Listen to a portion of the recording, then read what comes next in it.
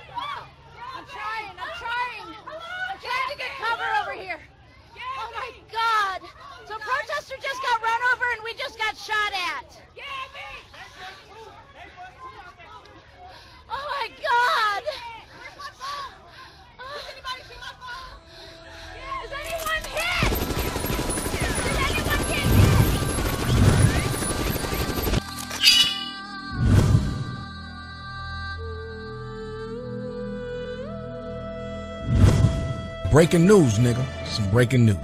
Arrested a man wanted in connection with the death of a Sacramento woman and her 2 grandchildren. And tonight we are hearing from the victim's family. Why would he hurt 3 people that hadn't done anything? Our family welcomed him. Police in Biloxi, Mississippi arrested Gerard Michael Watson this afternoon. He's been on the run since October. Good evening, I'm Sam Shane. And I'm Christina Janes. CBS 13's Macy Jenkins is live in Sacramento with these breaking details for us. Macy? Christina and Sam, the last 4 months have not been easy for this family, especially after losing 3 of their loved ones. But tonight, they say they finally feel like justice will be served. And I just hope every night he closes his eyes, he see the 3 of them and what he done. Vivian Burke says her heart is breaking all over again, 4 months after her sister Christine Lucas was murdered. My best friend. When I heard the news, it was like my heart just stopped beating.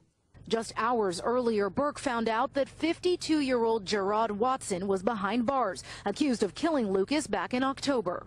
He was doing some strange things, and I saw then that he wasn't the person that we thought he was. Investigators with Sacramento Police Department believe Watson also killed Lucas's 2 grandsons, 23-year-old Marquise Brown and 20-year-old James Farrell. The 3 victims were found dead inside of a Sacramento home on Broadway. Watson was spotted Friday near a post office in Biloxi, Mississippi, where local police took him into custody. They done caught him. I screamed. I praised God so loud. According to the Sacramento DA's office, Watson was in a relationship with Lucas. He shouldn't walk on the outside of a jail anymore. Now, the Sacramento County District Attorney's Office issued a warrant for Watson's arrest back in October. The family tonight says they wish that he is punished to the full extent of the law. Chilling act of random violence. A man with a pocket knife attacks 2 people in a supermarket. The story is still developing right now in Waukegan, about 47 miles north of downtown Chicago. NBC5's Dick Johnson is live on the scene. And Dick, what have you found out? Allison and Rob, it happened during a very busy time just a couple of hours ago in the grocery store behind me and a couple of smaller stores inside when suddenly there was an unexplained act of violence inside. Police say 3 young men were inside a small interior business of this grocery store when one of them whipped out a pocket knife during an altercation. What do you think caused this? Right now, detectives believe that this is a random act of violence. We were called to the hospital for 2 victims. One of the victims was stabbed, and the other one was injured in the altercation itself. All teenagers? They're described to us as late teen adults. Gang affiliated, or? Right now, we don't know if there's any connection to gangs or what the connection is. The 2 victims took themselves to the hospital, where one was treated for a stab wound.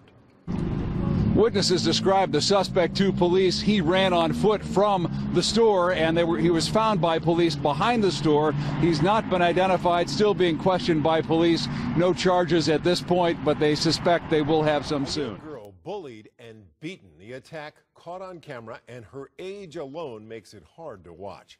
As WMC Action News 5's Jerry Askin now reports, it's not just physical attacks. He's live with her mother's emotional plea to make it stop. Jerry?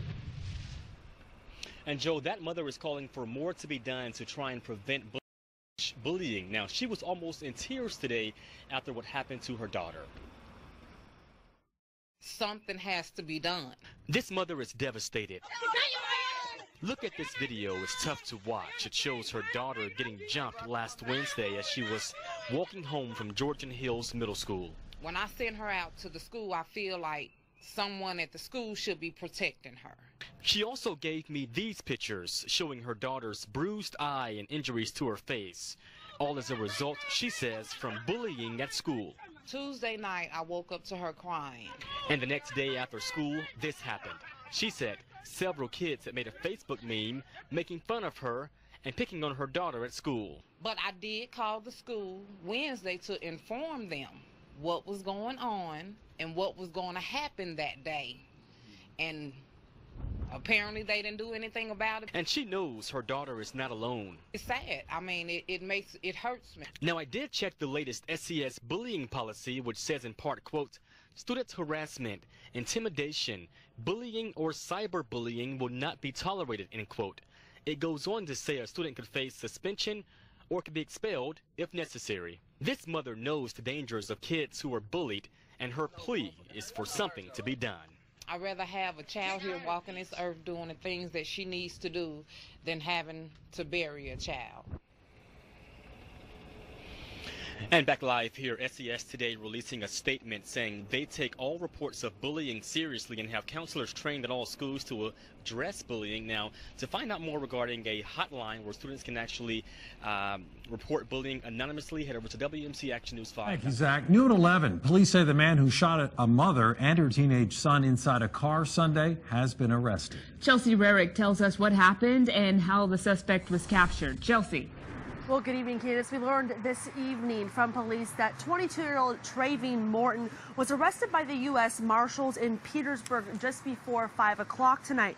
Now, the 22-year-old is pictured here, but police have not told us exactly what his charges are. Police responded to the 1100 block of Rome Street for a shooting on Sunday, and witnesses tell CBS 6 they heard more than a dozen shots being fired that evening. Police say the victims, 34-year-old Kanetta Moyler and her son, 19-year-old Kentrez Moyler, were shot inside of a car.